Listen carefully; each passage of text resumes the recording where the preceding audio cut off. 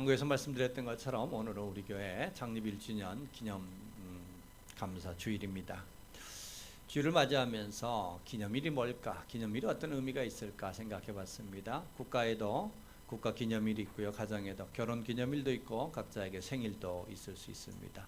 이런 기념일을 맞이하는 의미가 뭘까? 제일 먼저 드는 생각은 그 기념일을 통해서 우리에게 허락된 것은 우리에게 허락됐던 그 시작점을 다시 한번 기억하면서 초심의 마음을 가지면서 오늘까지 인도해 오셨던 것들에 대한 감사함이 제일 큰 거 아닐까 싶습니다. 여러분, 우리 제로 베이스 이런 말 하잖아요.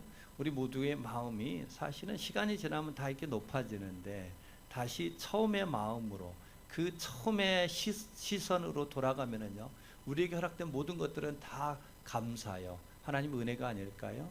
결혼을 해서 어느덧 살아오다 보면은요, 아무것도 없이 시작했던 그 결혼에 내 생명보다 소중한 자녀들을 허락받았던 거, 또한 오늘에 이르게 했던 것들 전부 다 은혜요, 도우심이요, 감사의 제목이 되지요. 그 감사는 감사로 끝나지 않고요, 오늘까지 인도해 오셨던 하나님, 에베네셀의 하나님을 기억할 때 우리는 내일을 소망할 수 있게 되지 않습니까? 감사의 자리는 곧 소망의 자리가 되어지는 것입니다. 그러기에 우리에게 허락됐던 모든 기념일은 인도하심에 대한 감사와 더불어서 내일을 소망하게 만들어지는 기대의 자리가 곧 감사의 시간이 아닌가 싶습니다. 또한 감사의 자리는 곧 기념일을 갖는 마음은 우리의 초심으로 돌아가고 우리의 시선을 제로 베이스에다 둠으로 인하여서 혹 우리가 처음에는 이 마음이었는데 변질되지 않았나? 타협되지 않았나? 내가 처음의 마음으로부터 멀어진 것은 아닌가? 우리 스스로를 돌아보고 점검하는 자리가 또한 기념일이 갖고 있는 중요한 의미가 아닐까? 혹 우리에서 엇나갔다면 다시 처음의 마음으로 돌이키라고 우리에게 각각의 기념일들을 주신 것이 아닐까, 그런 생각을 해봤습니다. 그런데 이것이 세상의 일반적인 기념일이라면 교회의 기념일은 더더욱 좀 다름이 있어야 되지 않을까? 특별히 창립 기념일에는 우리가 꼭 점검해야 될 이런 것들이 있지 않을까 생각해 봤습니다. 그것은 교회의 주인이 하나님이신가 하는 겁니다. 교회의 주인이 누구라고요? 하나님이신가? 여러분, 교회의 주인이 하나님이라는 말은 많이 쓰지만 동시에 가장 자주 넘어지는 말이기도 한 것 같아요. 하나님이 주인이시라면 우리의 생각을 하나님의 생각에 맞춰야 되는데 여전히 우리 생각일 때가 많죠. 하나님의 방법에 맞춰야 되는 게 교회인데 우리 방법으로 움직일 때가 적지 않습니다. 가장 자주 넘어지는 것 중에 하나가 아닐까 싶어요. 더 나아가서 하나님이 주인이시라면, 하나님의 존전 앞에 우리가 산다면 우리는 그 하나님으로 말미암아 하나 되어지는 자리가 곧 하나님의 존전 앞에 서는 자리다, 이렇게 말할 수 있어요. 우리가 부모님이 살아계실 때는요, 부모님 앞에서는 형제가 우리예요. 근데 부모가 돌아가시고 나면 어떻든가요? 부모가 돌아가시고 나면 나와 너가 되기 쉽습니다. 부모님이 살아계시면 한 형제인데요, 부모가 돌아가시면 나와 너예요. 하나님이 주인이시고 하나님의 존전 앞에 우리가 서게 되면은 우리는 서로 다 하나님 앞에서의 우리, 하나님의 한 몸이 되어져 있음을 발견하게 되지 않을까요? 하나님의 존전 앞에서 하나님이 주인이시다라고 말할 때 우리의 연약함과 부족함이 있어도 다 우리는 하나다, 이런 마음, 하나님을 중심으로 생각하고 하나님을 중심으로 판단하고 결정하는 것, 이것이 교회 창립 기념일에 우리들이 한번 돌아봐야 돼. 하나님이 정말 주인인가? 아니면 사람이 주인인가? 하나님의 방법이 참으로 주인 되신 그분의 방법을 따르고 있는 것인가 아닌가를 살피는 자리가 우리에게 허락된 이런 창립 기념 감사 주일이 아닌가 싶습니다. 또 한편에 개인적인 입장에서도 생각해 보았으면 하는 것은요, 여러분, 교회는 그 어떤 공동체와 다르게 생명을 다루는 공동체 아닌가요? 생명을 간직한 공동체라는 특징이 있죠. 여러분, 교회의 생명력이라는 게 뭘까 하는 겁니다. 여러분, 아이들은 가만히 있으라는 게 힘들죠. 아이들은 가만히 있는 것이 힘들어요. 나이 드시면 뭐가 힘들어요? 움직이는 게 힘들어요. 그런데 아이들은 가만히 있는 게 힘들어요. 생명력이 넘치면요, 끊임없이 움직입니다. 변화가 일어납니다. 여러분, 우리 하나님의 생명이 깃든 교회의 특징은 다른 데가 있지 않고요, 변화에 있습니다.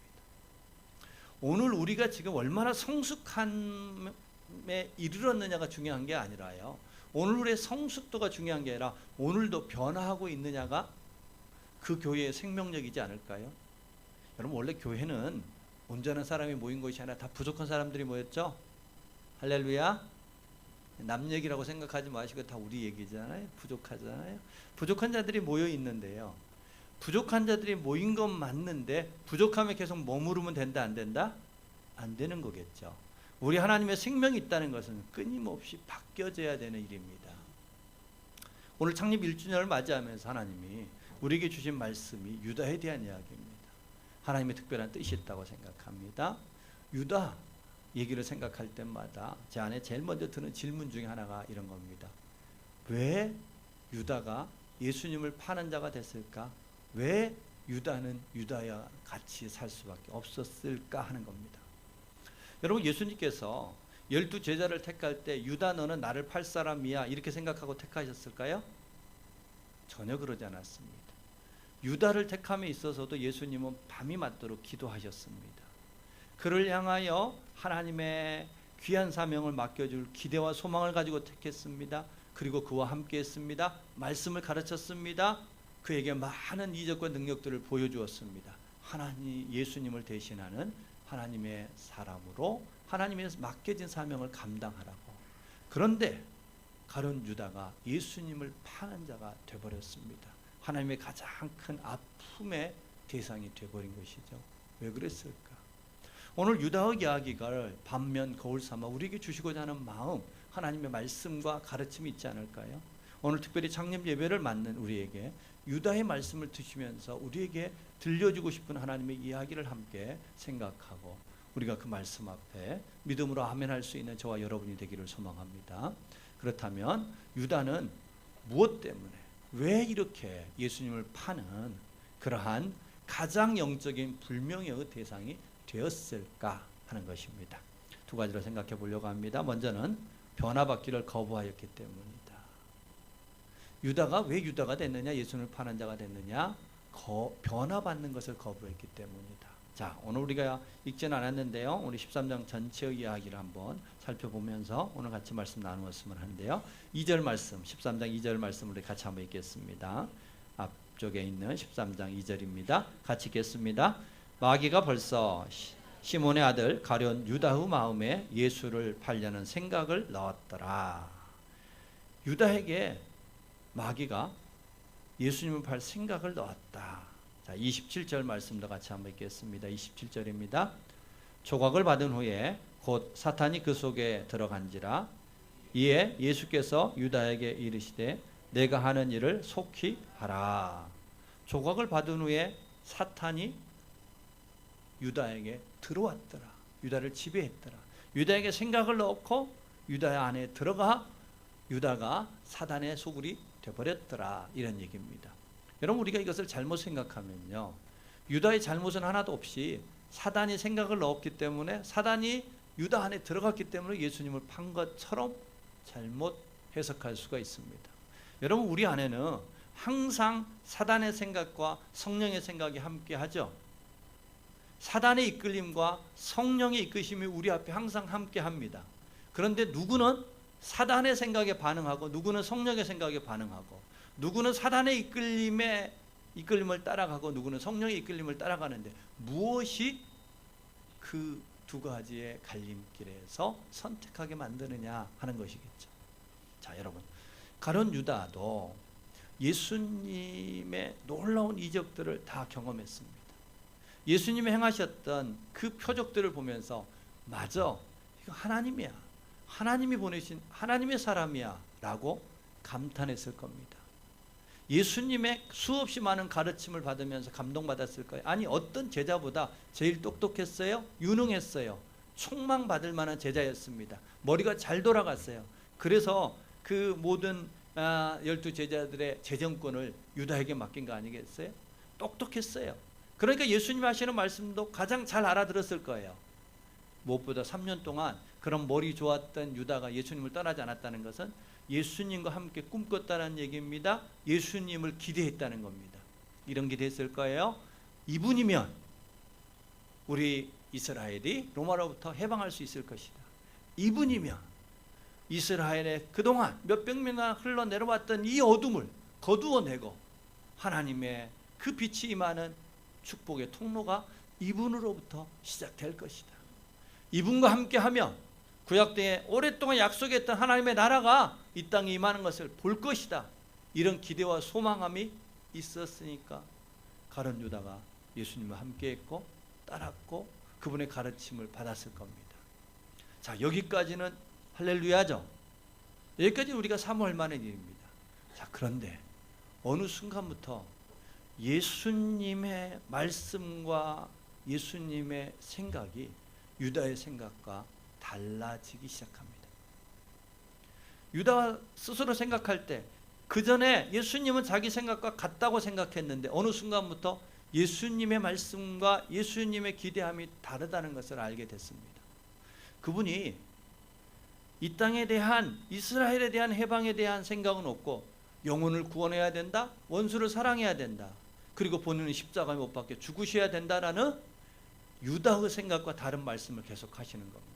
유다가 기대하는 것과 다른 기대를 주님이 품고 계시는 것을 보았습니다. 아마 다른 제자들보다 가장 눈치가 빨랐고 머리가 좋았던 유다가 제일 먼저 깨달았을 겁니다. 유다 이런 생각했겠죠.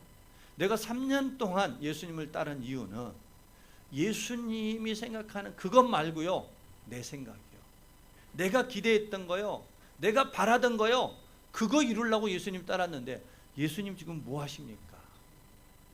예수님과 다른 생각 때문에, 예수님과 다른 기대 때문에 유다의 마음에 지난 3년에 대한 회의의 마음이 들지 않았을까요? 자, 여러분, 이때 내 생각과 예수님의 생각이 다를 때, 내 기대와 예수님의 기대가 다를 때, 이때가 영적으로 가장 위험한 때이면서 가장 은혜 받을 만한 때입니다. 할렐루야. 어느 때요? 내 생각과 예수님의 생각이 다를 때, 내 기대함과 하나님의 기대가 다른 바로 그 지점이 가장 위험하면서 동시에 가장 은혜 받을 만한 때입니다. 자, 이때에 우리는 두 길을 갑니다. 유다를 비롯한 모든 사람은 이와 같은 갈림길 앞에서 두 길을 가게 됩니다. 하나는, 그래요 하나님, 내 생각은 이랬는데 하나님의 생각이 그렇다면 내 생각을 내려놓고 내가 하나님 생각을 따르겠습니다라고 자기 것을 내려놓고 변화의 자리로 나아가는 사람이 하나 있고요. 한 사람은 아니요, 내 생각이 맞아요, 끝까지 자기를 고집하면서 자기의 길을 가는 사람, 그 사람이 누구예요? 그가 유다인 거예요. 여러분, 유다는 결코 멀리 있지 않습니다. 유다는 특별한 사람이 아닙니다. 유다도 동일하게 예수님의 가르침에 아멘했고 감동받았고 깨달았고 또한 예수님의 능력 앞에 가슴 뛰며 설레며 예수님을 쫓았던 사람입니다. 누구보다 예수님의 부름 앞에 자신의 삶을 드릴 만큼의 헌신과 열심이 있었던 사람이 유다입니다. 아니, 우리보다 비교할 수 없을 만큼 탁월함이 있었어요? 더 나았어요. 그런 유다. 아니, 우리가 간절히 바라는 것은 나는 예수님 얼굴 한번 봤으면 좋겠다, 예수님으로부터 직접 가르침 한번 받아봤으면 좋겠다, 이런 마음 있나요, 없나요? 있잖아요. 우리 믿는 사람들의 최고의 소망 아니에요? 예수님 손 한번 잡아봤으면 좋겠다. 여러분, 예수님이 차려준 밥상에서 밥 한번 먹으면 기분 좋아요, 안 좋아요? 가문의 영광이에요, 아니에요? 영광이죠. 가룟 유다는 우리가 꿈도 꾸지 못했던 그 은혜를 입었다고요. 근데 그가 예수를 팔 수 있었다면 우리도 얼마든지 유다가 될 수 있다. 내가 유다 될 수 있다. 뭐 한다면 다른 것은 있지 않습니다. 그 오직 한 가지입니다. 내 생각과 주님의 생각이 다를 때 끝까지 변화받기를 거부하고 내 생각을 주장하면은 우리는 유다의 길을 갈 수 있습니다. 여러분, 그때가 가장 은혜 받을 만한 때입니다. 그때야말로 하나님이 나를 사랑하시는 것이 뭔지를 알만한 때이요, 하나님의 길이 어떤 건지를 깨달을 수 있는 절호의 기회입니다. 그런데 여러분, 우리는 그럴 때 어떻게 하던가요? 내 생각과 하나님의 생각이 다를 때, 내 길과 하나님의 길이 다를 때 우리는 대개 하나님의 것을 무시하거나 못 들은 척하거나 외면하거나 우리의 생각과 우리의 고집을 주장할 때가 적지 않습니다. 내가 유다라는 겁니다. 우리도 유다라는 것입니다. 여러분, 우리가 어떻게 하면 이와 같은 갈림길 앞에서 유다의 길이 아니라 주님이 이끌고 됐던 길을 갈 수 있을까? 그것은 성경에서 두루두루 말씀하시는 두 가지 있다고 생각합니다. 하나는 말씀을 읊조린 겁니다. 말씀을 내 입으로 자주 고백하는 겁니다. 하나님의 말씀을 자꾸 내가 되새김질하는 거예요. 그 말씀을 읊조리는 거예요. 그 말씀을 묵상하는 겁니다. 여러분, 말씀을 내가 읊조리고 그 말씀을 가까이 해야 말씀이 내게 스며드는 거예요. 말씀이 나를 지배해야 돼요. 말씀의 색깔이 내 안에 배야 돼요.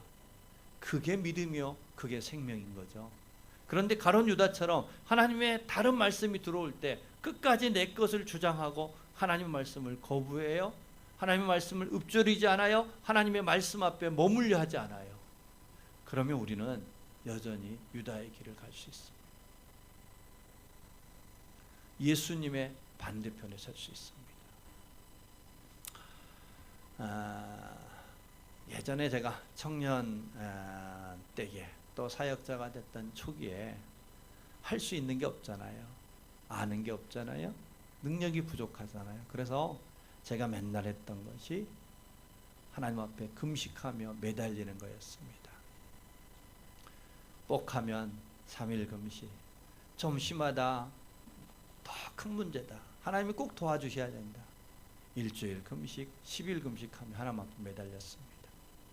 그런데 제가 한참 사역의 길을 걸어오다 보니까 제가 한동안 금 몇 년 동안 그렇게 한 끼 한 끼 금식하며 기도한 거 있었지만 이렇게 모아서 하나님 앞에 금식하며 기도해 본 적이 없었습니다. 얼마 전에 길지 않지만 금식하며 하나님 앞에 다시 한번 간절히 엎드렸습니다. 무엇 때문에 그랬느냐? 소리를 듣고 무엇을 보며 내 생각이 내 마음에 올라오는 거예요. 내 생각이 올라오는 거예요. 내 마음에 올라오는 거예요. 내 판단이 앞서는 거예요. 내가 유다구나. 내가 유다구나. 이런 마음이 들었어요. 저만 그럴까?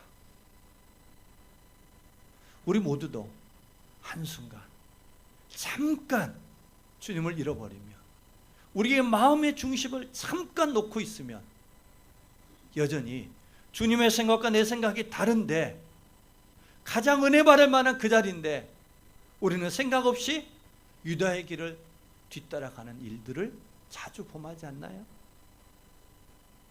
내 생각이 하나님의 생각보다 높고 내 길이 하나님의 길보다 높다는 생각을 우리가 자주 하고 있지 않나요? 하나님 앞에 깊이 회개하고, 하나님, 우리 교회가 하나님의 말씀이 주어지는 교회, 하나님의 뜻이 선명하게 드러나는 교회가 되게 하시사, 우리와 생각과 하나님의 생각이 다름이 드러나는 그 자리가 유다의 길로 들어서게 하는 자리가 아니라 은혜의 자리가 될 수 있도록 도와주시옵소서. 하나님의 생각이 내 생각보다 높음을, 하나님의 길이 내 길보다 높음을 알고 그를 믿고 매 순간 주님의 생각을 택할 줄 아는 사람, 주님의 길을 따를 줄 아는 사람, 곧 우리에게 허락됐던 변화를 외면하지 말고 우리에게 허락됐던 모든 변화의 기회를 얻는 신앙 될 수 있기를 소망합니다. 여러분, 그것이 우리를 교회 되게 하심에 가장 중요한 이유가 아닐까요? 여러분, 교회가 바뀌어지는데 교회는 나날이 새로워질 수 있을지 몰라요. 그러나 진짜 교회의 새로움은요, 드러나는 외적인 변화가 아니라 내가 주님의 생각과 하나 되는 것, 내가 주님의 기대와 함께 기대하는 것, 그것이 진정한 변화여 하나님의 기대하심인 줄 믿으시기 바랍니다. 우리 모두가 그런 교회 되기를 주의 이름으로 축복합니다. 또 한 가지, 유다가 어찌하여 이와 같은 길을 가게 됐을까? 또 한 가지 물음에 대한 답은 이런 겁니다. 예수님의 손길을 거부하였기 때문이다. 변화를 거부하였기 때문도 하나이지만 이제 예수님의 관점에서, 유다의 관점에서는 자기에게 주어졌던 변화의 기회를 거부했다. 그런데 예수님의 관점에서는 어떤 생각이 있었을까 한번 생각해 봤으면 합니다. 예수님의 관점에서 유다의 모습을 보면 유다가 지금 뻔히 예수님을 팔려고 하는 게 예수님 눈에 다 보였겠죠. 유다를 택할 때부터 나를 팔 사람으로 택한 건 아니지만 유다가 팔려는 생각을 가질 때부터 예수님은 아셨죠. 여러분, 아이들의 생각이 다 읽혀져요, 안 읽혀져요?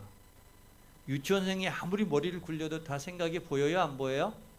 다 보여요. 그죠? 살아보지 않은 사람 눈에는 자기만 아는 것 같지만 살아본 사람들은 다 보이는 법이에요. 예수님의 눈에 어찌 보이지 않았겠어요? 예수님의 눈에 다 보였는데 예수님이 가만히 뒀을까요? 아니에요. 예수님이 손을 내밀었어요. 예수님이 끝까지 그를 붙들려고 했어요. 그런데 가룟 유다가 끝까지 그 손을 거부합니다. 주님이 어떻게 손을 내미셨을까? 우리 한 말씀씩 찾아보기 원합니다. 13장 10절 말씀 우리 같이 한번 봅니다. 13장 10절 말씀입니다. 함께 읽습니다. 예수께서 이르시되 이미 목욕한 자는 발밖에 씻을 필요가 없느니라. 온몸이 깨끗하니라.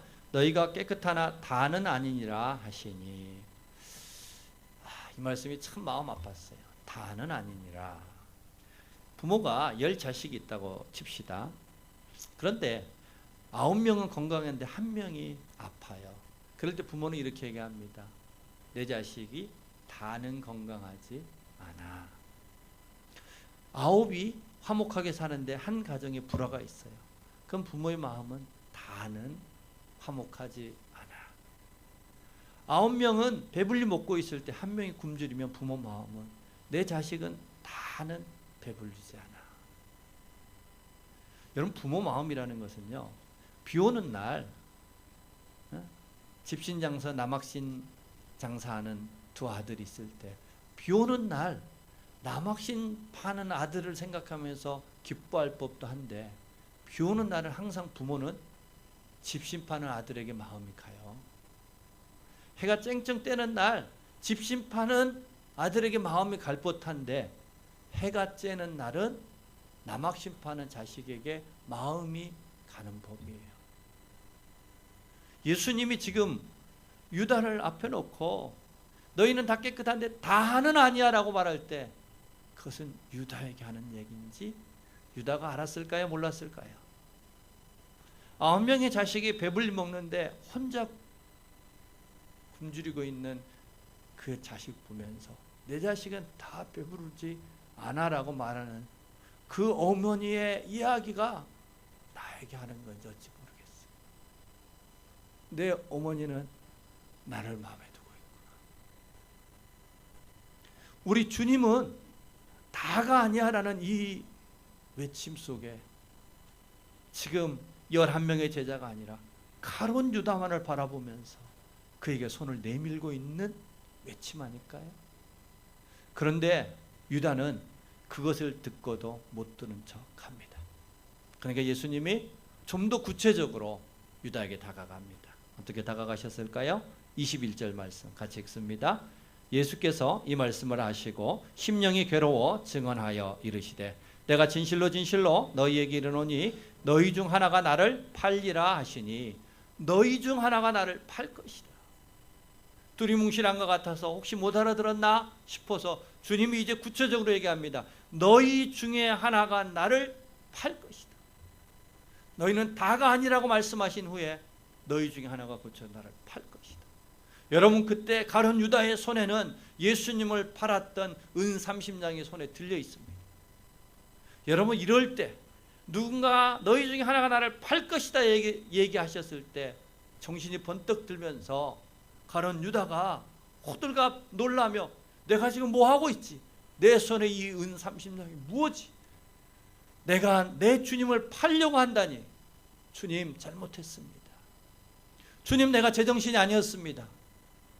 속히 그 자리에서 자복하며 엎드림이 마땅할 텐데 너희 중에 하나가 나를 팔리라라고 주님이 말씀하심에도 불구하고 그 손 내미셨던 주님의 손을 이번에도 또다시 외면합니다. 못 들은 척, 아닌 척 외면합니다. 주님이 이제는 더 구체적으로 다가가십니다. 26절의 말씀입니다. 같이 읽겠습니다. 예수께서 대답하시되 내가 떡 한 조각을 적셔다 주는 자가 그니라 하시고 곧 한 조각을 적셔서 가롯 시몬의 아들 유다에게 주니라. 떡을 적셔 유다에게 주면서 우리 중에 다 깨끗하되 다는 아닌 그 다가 아닌 사람이 너야. 우리 중에 너희 중에 하나가 나를 팔 거야 했던 그 하나가 너야. 떡을 적셔주며 유다야, 내가 나를 판다고. 주님이 이렇게까지 간절히 얘기하십니다. 이 이야기 중간에 우리가 잘 아는 세족식이 있었습니다. 유다의 발 닦으셨을까요? 안 닦아주셨을까요? 닦아주셨어요. 유다의 발을 닦으면서 주님은 다른 어떤 제자보다 더 간절히 그 발을 붙들고 기도하지 않으셨을까요? 하나님이 나에게 주의 나라를 위하여 맡겼던 이 제자가 나를 파는 사단의 도구가 되어버렸습니다. 하나님 어찌합니까? 간절히 기도했겠죠. 유다는 그 주님을 내려다보고 있었습니다. 그럼에도 불구하고 유다는 끝까지 주님의 손을 외면합니다. 주님의 손의 기다림을 견디지 못함도 아니고 그 손이 짧았기 때문도 아니고 끝까지 내밀었던 주님의 손을 유다가 외면합니다. 여러분, 이때에 만약에 유다가 돌이켰다면 주님이 마지막 떡을 떼어 주시면서 유다 너야 라고 말씀하셨던 그때에 유다가 돌이켰더라면 어떤 일이 일어났을까요? 아마 가장 위대한 사도가 되지 않았을까요? 로마서 5장에 죄가 더한 곳에 은혜가 더한다고 가장 바닥까지 내려갔던 유다였기에 그는 하나님의 사랑이 뭔지를 가장 깊이 알았을 거고 하나님의 은혜가 뭔지를 가장 깊이 알 수 있었을 것이고 그리하여 유다를 통하여 증거되어지는 복음이야말로 베드로가 5,000명 변화시켰다면 가룟 유다를 통하여 5만 명이 변화되는 역사가 일어나지 않았으리란 법이 없습니다. 가장 위대한 사도가 될 수 있었던 주님의 그 손을 유다는 끝까지 외면합니다. 유다가 유다 될 수 있었던가? 유다가 예수님을 팔 수 있었던 가장 큰 것은 자신의 연약함도 아니요, 자신의 생각이 앞섰던 것도 아니요, 가장 큰 원인은 주님이 끝까지 내밀었던 손을 외면한 겁니다. 주님의 손을 거부한 것입니다. 여러분, 오늘 우리가 읽었던 본문의 마지막 절에 30절에 유다가 그 조각을 받고 곧 나가니 밤이러라. 밤이러라. 시간적으로 밤도 왔습니다. 그러나 성경은 이런 그림을 그리고 있는 겁니다. 예수님이 계시는 곳에 빛이 있었는데 그는 예수님의 등을 돌리고 밤으로 걸어갔다. 우리의 영혼에 밤은 다른 데서 찾아오지 않아요. 환경 때문에 밤이 오는 게 아니라고요. 무지 때문에 밤이 오는 게 아니라고요. 사람들 때문에 우리의 영혼의 밤이 찾아오는 게 아니라 내 생각과 주님의 생각이 다를 때 내 생각을 끝까지 고집하는 사람의 영혼의 밤이 오는 것입니다.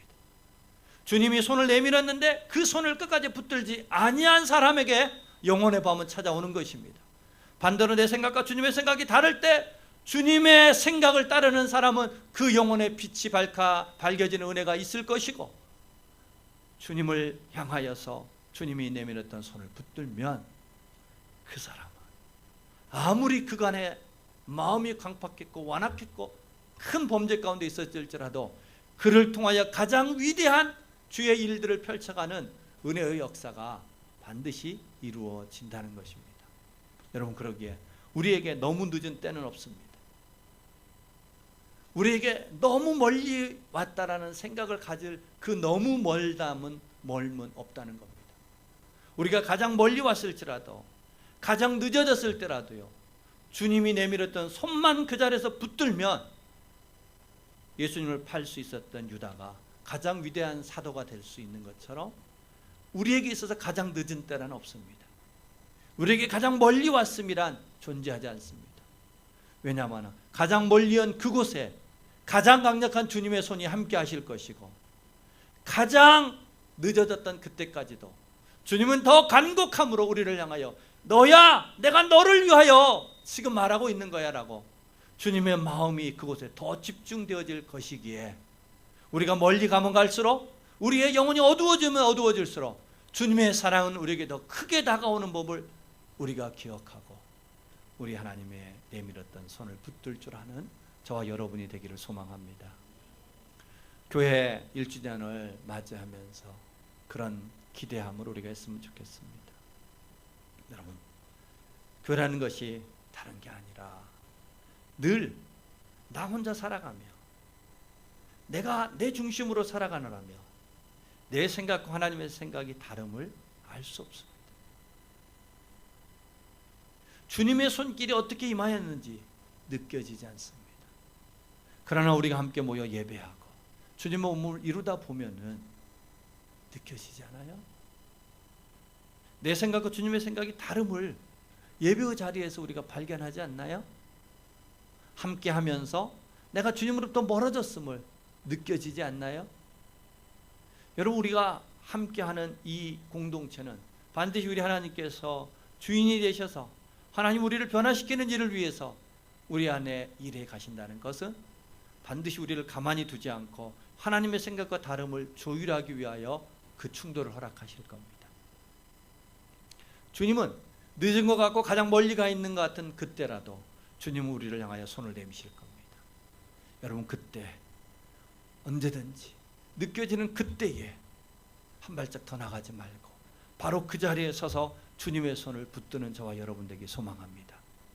주님의 손을 붙들며 그 자리가 가장 큰 은혜요, 그 자리가 가장 큰 하나님의 사랑이 부어지는 자리요, 우리 하나님을 가장 높이 자랑할 수 있는 그러한 귀한 역사 있을 줄로 믿습니다. 하나님은 그 하나님의 손으로 우리를 늘 두드리십니다. 우리의 문 밖에서 주님은 우리를 두드리십니다. 주님은 가장 가까이에 그 손을 항상 내밀고 계십니다. 내가 등을 돌리는 순간까지도, 내가 못 드는 척 외면하는 순간까지도 주님의 손을 내밀고 주님이 우리의 마음 두드리시는 것을 알고, 교회를 통해서 우리 모든 성도들을 통해서 나를 향한 주님의 두드리시는 그 두드림을 듣고 이 공동체를 통해서 주님의 생각이 우리의 생각을 맞춰가고 우리 손 내밀었던 주님의 손을 꼭 붙드는 아름다운 신앙이 우리 교회를 통해서, 이 공동체를 통해서 충만하게 이어가는 역사 있기를 주의 이름으로 축복합니다. 오늘 이 시간은 기도하기 앞서 우리 함께 잠깐 특별한 시간을 가졌으면 합니다. 오늘 우리 말씀 기억하면서 먼저 기도하기 전에 잠깐 묵상의 시간을 가졌으면 합니다. 찬송가 535장 보시면 오늘 마지막 이야기처럼 문 밖에서 우리 주님이 두드리십니다. 우리 1절, 2절은 우리 현영자매가 특송으로 함께 불러줄 겁니다. 우리 조용히 그 가사를 생각하면서 주님 언제든지 내게 두드리시면 내가 그걸 느끼며 그걸 발견하며 교회를 통해서 내가 내 고집 부리고 있음을 아는 순간, 주님의 손이 내게 다가옴을 느끼는 순간 주님을 향하여 문 열겠습니다. 주님의 손을 영접하겠습니다. 주님 손 붙들겠습니다. 이런 고백으로 우리 1, 2절 우리 현영자매 찬양의 소리 가운데 묵상하고 우리 3절은 같이 드린 후에 이후 기도할 때 주님, 내가 유다였습니다. 하나님, 나를 붙들어 주옵소서. 우리 기도하는 시간 되었으면 좋겠습니다. 네, 함께 묵상하며 나갔으면 합니다.